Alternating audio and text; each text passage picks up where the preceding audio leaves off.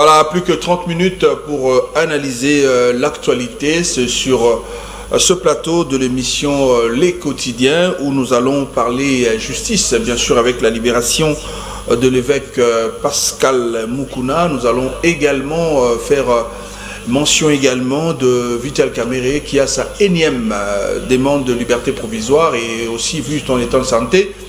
Il est dans un centre de santé ici à Kinshasa. Nous allons également parler de cette affaire audio de Lambert Mende qui continue à faire tabac. Nous allons analyser aujourd'hui et nous allons également faire mention de ce forum sur la réforme électorale qui a démarré depuis un certain temps, dont tous les acteurs politiques ont été consultés. Les tout derniers, c'était Martin Fayoulou et Adolphe Muzito qui sont présentement ici à Kinshasa. Voilà, l'analyse va se faire aujourd'hui avec un analyste politique, pas le moindre. Il s'appelle Monsieur Georges Milumbu, il est expert en éducation.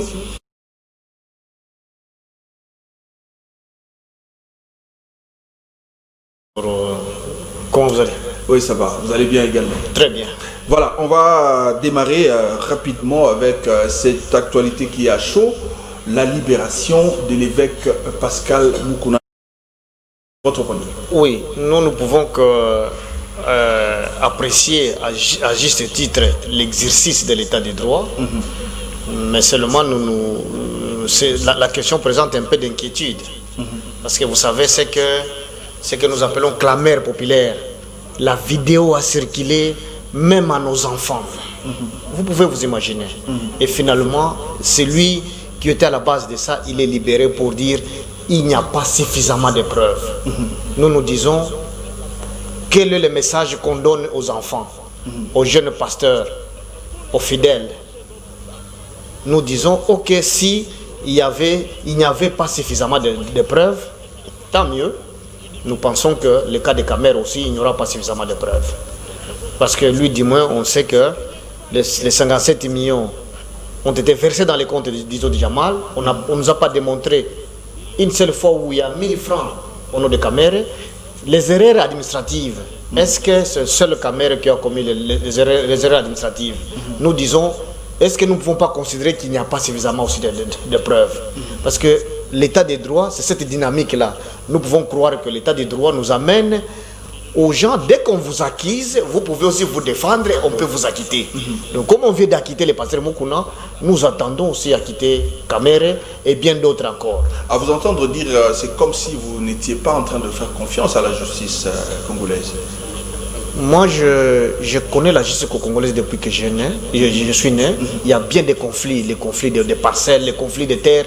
J'en ai déjà vécu. Et la justice, même sous Mobutu, tout jeune âge, avec les biens de mon père, j'ai connu l'état des droits dans ce pays. Et j'ai connu aussi les trafics d'influence qui continuent jusqu'à aujourd'hui dans certains cas. Je peux vous illustrer un cas très flagrant que vous ne pouvez pas croire, des trafics d'influence inutiles. Allez-y. Et les gens citent les noms du chef de l'État gratuitement. Et c'est comme ça qu'il y a aussi Kabila. On citait son nom aussi gratuitement. C'est comme le cas de Mende qui cite les chefs. Est-ce que Kabila a besoin de Mende pour faire maintenir disons, un juge? Vous voyez de quelle manière nous sommes en train de rabaisser le prestige de nos chefs de l'État. On va revenir à nous ça. Sommes les seuls pays. Ça, c'est le deuxième point. Nous sommes les seuls pays où nous n'avons pas la culture de respecter nos chefs d'État. Nous pouvons injurier, critiquer un chef d'État comme ça, gratuitement. Vous voyez que, comme on disait, les morts pendant la période de Kabila, tout était porté sur la tête de Kabila. Mais aujourd'hui, les gens ont évolué un peu. Les 7 morts des membres de l'IDPS, on n'a pas fait porter quand même Félix. Vous voyez que nous sommes en train d'évoluer. C'est pourquoi nous ai dit nous sommes dans une école de démocratie, nous sommes en train d'apprendre. Comme les gens comprennent que tout celui qui est tué dans l'exercice des fonctions de la police, on ne doit pas nécessairement faire porter le chef de l'État. Et comme on épargne le président Félix de ces 7 morts-là, je pense, disons Kabila avait le malheur d'être dans cette époque où les gens ne comprenaient pas encore bien les choses. Donc, l'état de la justice, j'ai confiance à notre justice. Le problème, c'est que la justice en soi, les règles, les lois, elles sont impeccables. Le problème, ce sont les hommes qui gèrent la justice. Si aujourd'hui on libère pas passer le Mokona, moi je me dis, est-ce qu'il va continuer à prêcher, ou il va rester dans les foot, ou il va encore revenir avec son effet patriotique?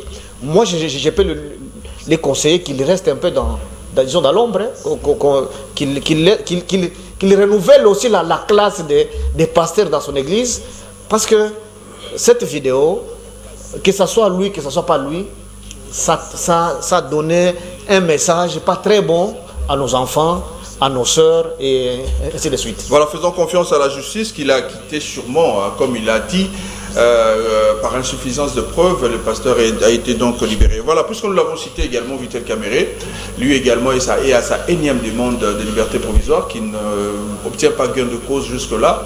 Et vu son état de santé, il est dans un centre hospitalier de la place. Un petit mot par rapport à son cas.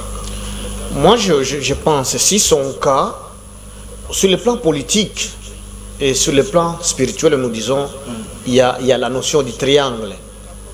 Et lorsqu'il y a un triangle, il faut toujours la dualité. Donc il fallait qu'il reste deux camps. Comme il y a Kabila d'un côté et Félix d'un côté, il y a équilibre. Mais lorsqu'il y a troisième personne, il y a toujours, disons, en termes des équilibres sur le plan spirituel. Donc, le problème, c'est que sur le plan des droits maintenant, je ne suis pas juriste, parce que les gens disent qu'il y avait trop de flagrances sur le plan administratif. Est-ce que c'est lui seul qui a commis, disons, ces flagrances? Mais en termes de l'argent, on l'a accusé de détourner, parce que c'est ça l'accusation. Il a détourné l'argent de construction des maisons préfabriquées. Même mon enfant de 7 ans, ma fille Aïcha m'a dit, Papa Kamer n'a pas détourné, pourquoi on continue à les maintenir et on a libéré Moukouna? Voyez. Ça, c'est votre fille qui vous pose la question. Ma fille qui a vu la vidéo de Moukouna et qui a suivi le procès de Kamer, ma fille Aïcha me dit, Papa, pourquoi on a libéré Moukouna et on continue à maintenir Kamer qui est malade? Vous voyez, ça m'a beaucoup fait réfléchir. J'ai dit, mais je porte la voix maintenant de ma fille. La moindre des choses, c'est à quitter aussi Kamer. Vous voulez parler de la justice à double vitesse? Effectivement, pour le cas de Kamer, je pense, je ne suis pas juriste, mais avoir seulement les faits, détournement de l'argent alloué aux maisons préfabriquées. Et les 57 millions étaient versés dans les comptes de Jamal. L'opération retour, c'est une culture congolaise. Tout le monde est là, dans les caches. Beaucoup construisent des maisons. Beaucoup ont acheté des appartements. Ils n'ont pas de salaire qui peuvent les permettre de payer ces appartements-là. Le problème, c'est s'il faut suivre les détournements intellectuels, on va arrêter tout le monde là-bas. Ce n'est pas le seul Kamer. Oui. Alors, pour les cas d'espèce, pourquoi ne pas mettre des garde-fous? Vous voyez, l'homme, c'est un animal intelligent. Il faut l'audit. Il faut l'audit interne, il faut les mécanismes de contrôle. Même si, depuis qu'on a arrêté Kamer, est-ce que les détournements intellectuels ne continuent pas? Ça continue. Voilà, puis, ça continue encore brutalement. Vous l'avez si bien dit, vous n'êtes pas juriste, on laisse à la justice faire son travail. Voilà. Il est en appel, sûrement il aura gain de cause si j'ajoute ma prière à ceux qui ont prié pour lui, qu'il soit acquitté comme Moukouna. Voilà. On va prendre rapidement le deuxième dossier, c'est l'affaire audio de Lambert Mende. Ça pose problème.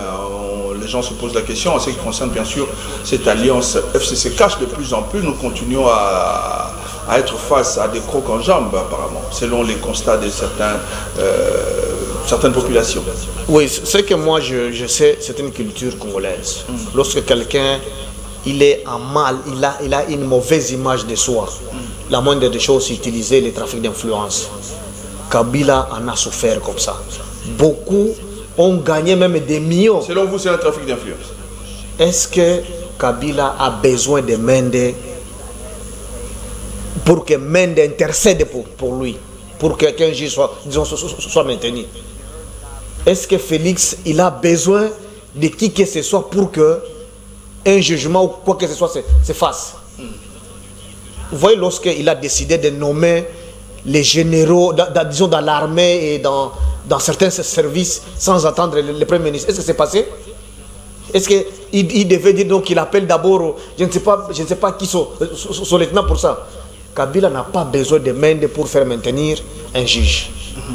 Le problème, ça, c'est un trafic d'influence pire et simple. Et ça, j'ai vécu disons, un chauffeur qui se comporte mal, il appelle un général, et un général vient avec disons, la Jeep de service, avec les carburants de service, avec des éléments pour défendre, disons, une petite voiture catch. Vous voyez à quel niveau nous sommes trop bas. Et c'est le cas, disons, de cet audio-là. Kabila n'a pas besoin, disons, de l'intervention des mains de pour qu'on maintienne, disons, un avocat. Il sait comment et pourtant, c'est ce qu'on a entendu. Alors, qu'est-ce que vous pensez d'alors de changement des animateurs de cette collaboration? Ce que vous avez entendu, c'est Mende qui disait, c'est le Raïs qui lui a dit. Est-ce que vous avez entendu, c'est le Raïs qui disait, Mende intervient pour moi. Et c'est comme ça que même Félix en souffre. Des gens utilisent son nom gratuitement. Et nous vivons ça. Nous vivons ça tous les jours. Alors, vous pensez que le changement des animateurs de la coalition FCC Cash, on enlève Kabound, on enlève Kabouya, de l'autre côté on enlève Chadari, vous pensez que ça va apporter l'apaisement par rapport à cette alliance? J'ai toujours dit depuis que j'ai connu disons, la coalition, j'ai dit la coalition, c'est une opportunité pour l'indépendance de la RDC parce que nous sommes arrivés à organiser les élections avec les moyens propres et nous avons élu un président par nous-mêmes.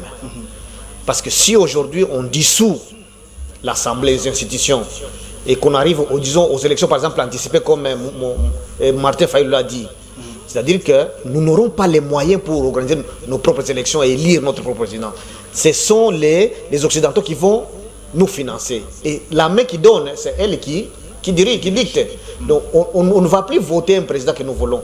La loi minière aujourd'hui qui fait la fierté des mouillages à Colosie, disons, cette loi va être révisée. Donc, vous comprenez que cette situation, nous devons préserver la coalition et c'est seulement la coalition qui peut maintenir la paix et l'unité. Donc, vous êtes pour le changement des animateurs? Les changements des animateurs, je dis, au niveau du FCC, il y a des conservateurs de mauvais goût. Et au niveau des caches aussi, il y a des extrémistes aussi de mauvais goût. Et voilà la preuve. Comme on débarque certains extrémistes et certains conservateurs, nous restons avec des modérés, disons des progressistes modérés.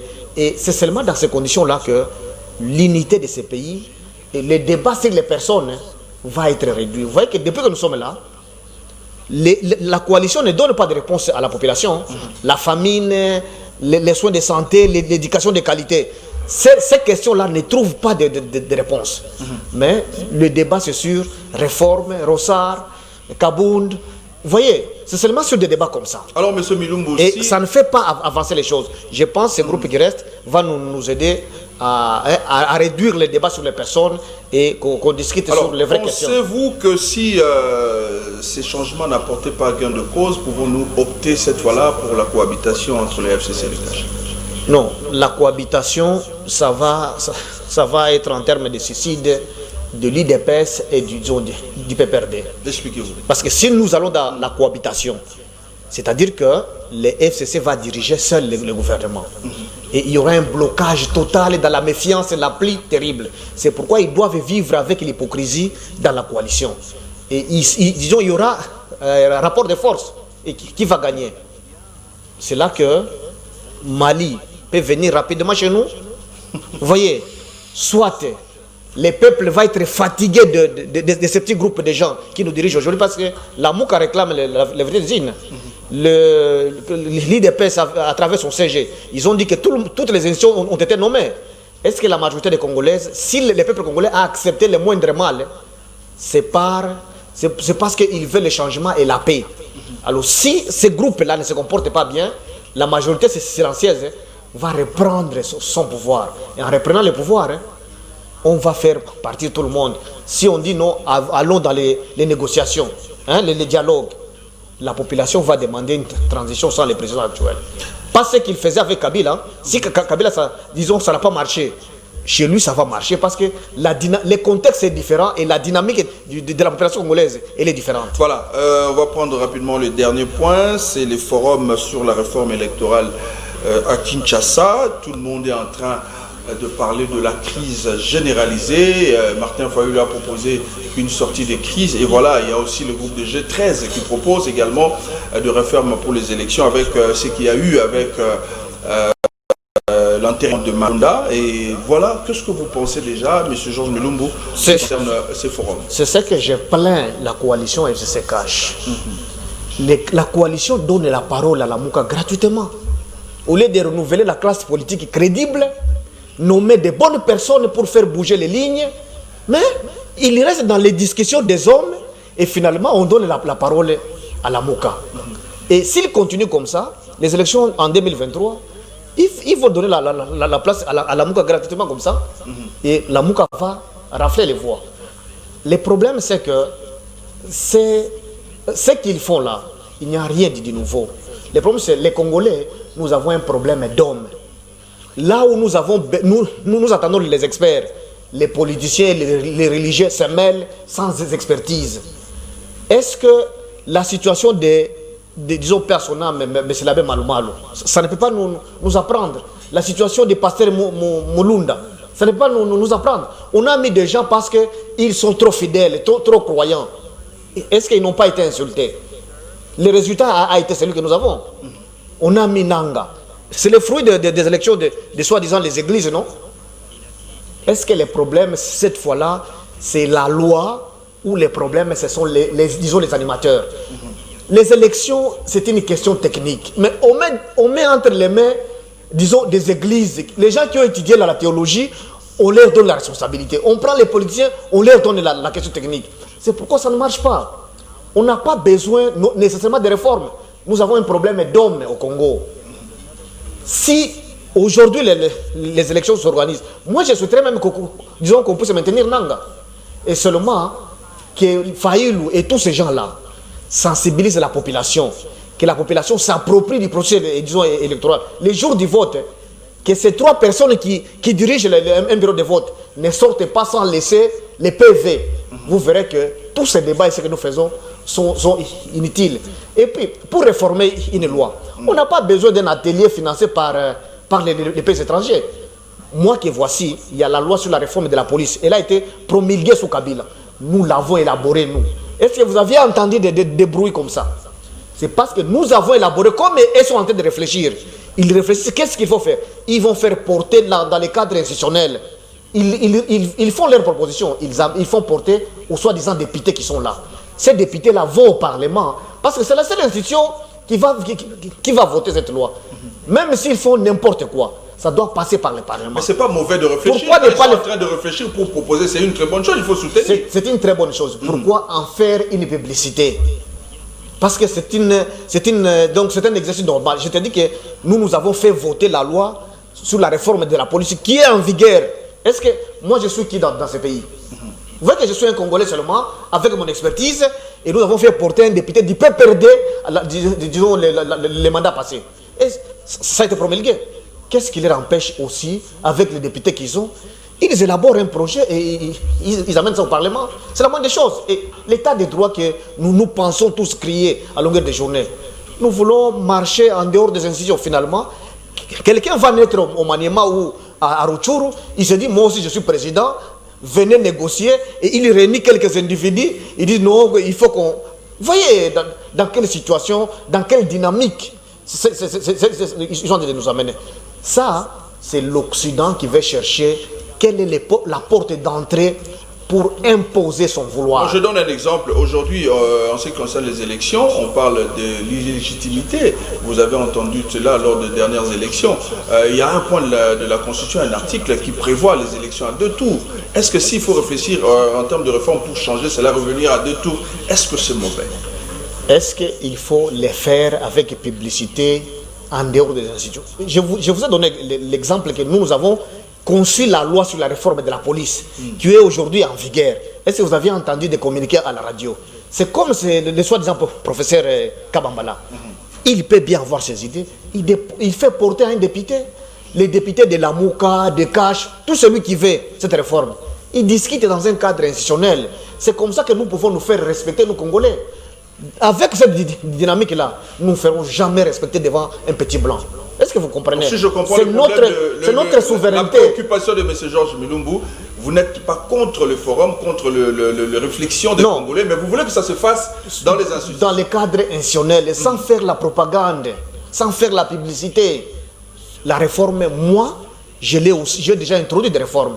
Disons la loi sur l'enseignement. J'ai fait partie des gens qui avons... Est-ce que vous avez entendu, c'est dans un projet financé par la Banque mondiale, comme leur forum est financé par, je ne sais pas moi quel pays qui a financé. Est-ce qu'il faut en faire une publicité? Au niveau on accuse le Parlement, au niveau du Parlement, il y a une sorte à la va-vite, parce qu'on a déjà entériné Malonda de ce côté-là, sans pour autant penser à l'audit ou à la réforme des institutions. Mon cher, et cette Assemblée nationale est majoritairement FCC. Mon cher, vous savez que la loi agricole vient de passer avec un article comme ça, qui hypothèque l'État la terre congolaise aux étrangers.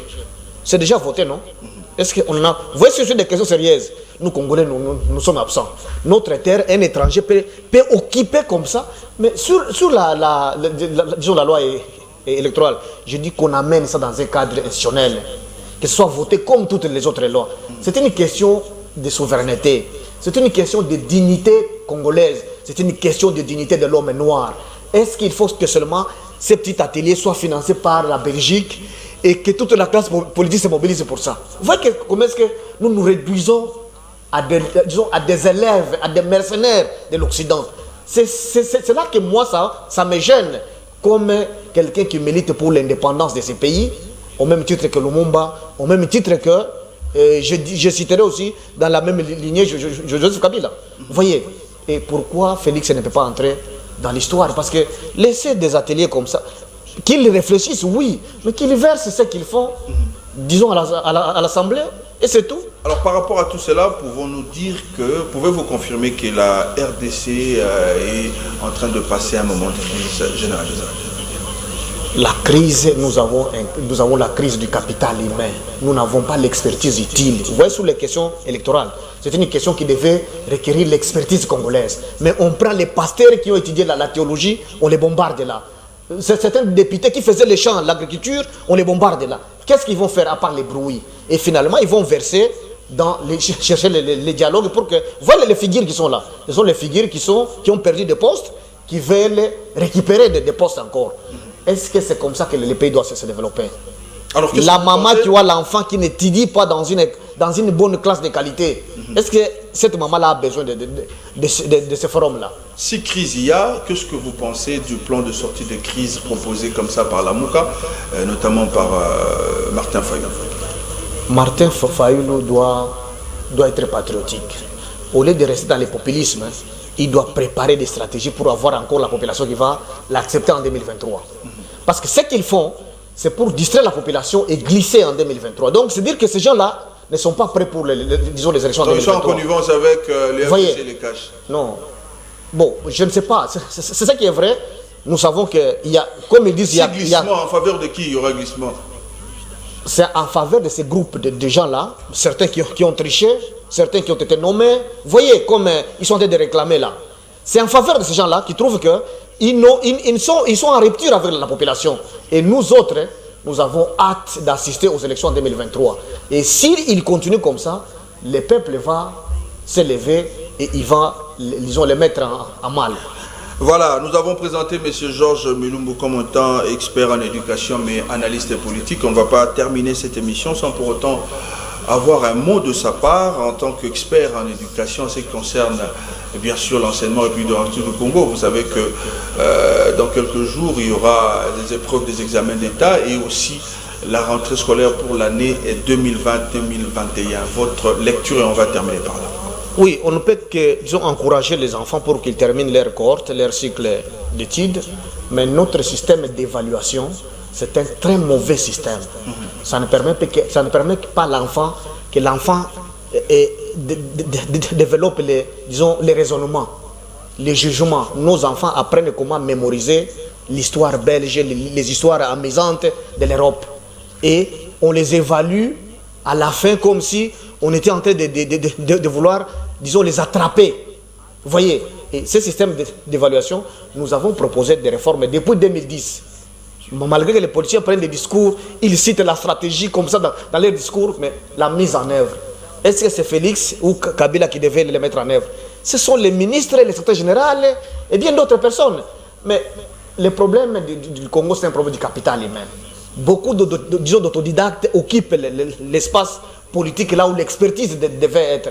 Et finalement, nos enfants terminent l'école étant mal évalués et finalement, ils sont porteurs de certificats et de diplômes qui ne symbolisent pas la connaissance, moins encore la compétence. C'est ça le problème, c'est pourquoi les réformes devaient être de la priorité dans ces gens. Et pour que la question de priorité, il faut associer les experts, pas le clientélisme avec les amis, les autodidactes, et finalement les pays n'avancent pas.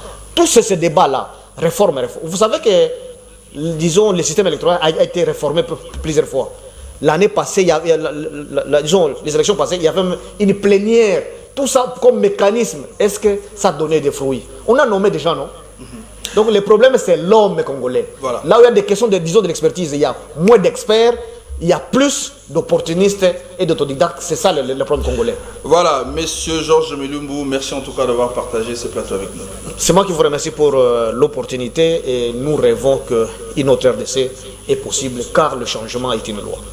Voilà, merci à vous fidèles téléspectateurs d'avoir suivi cette émission Les Quotidiens. On se retrouve comme ça au numéro prochain. En tout cas, prenez bien soin de vous. Au revoir.